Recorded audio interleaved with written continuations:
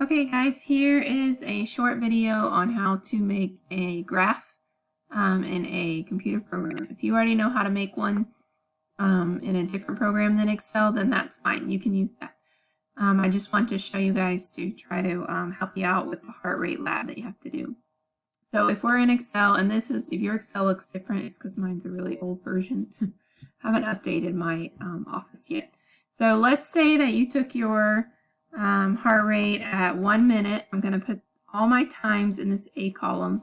So if I did it at 1 minute, I think the lab tells you do it at 2 minutes and then at 3 minutes. Okay, and let's say my heart rate was, let's see, what would you guys, probably around 85 maybe.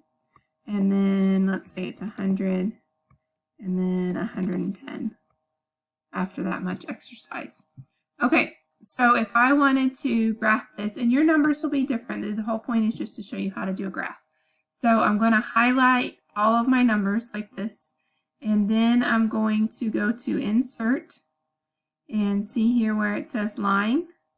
I'm going to choose that, and I'm going to choose one of the graphs.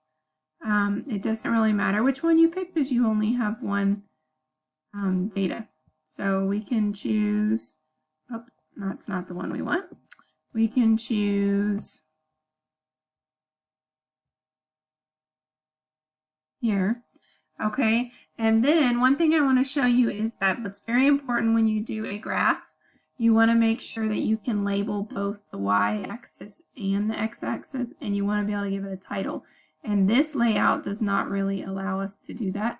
So I am going to go here and pick a different layout that's going to allow me to write on both sides, on the x-axis and the y-axis, and add a title.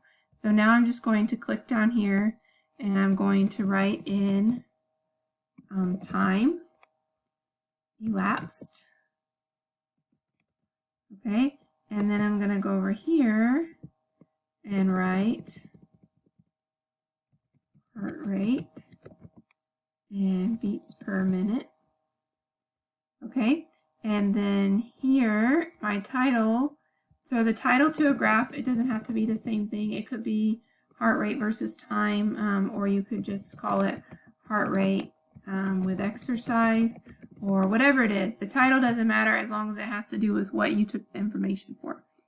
Okay, and so then this is your graph. So then you'll just save it and submit it when you submit your Word document along with your hypothesis and all of the questions answered.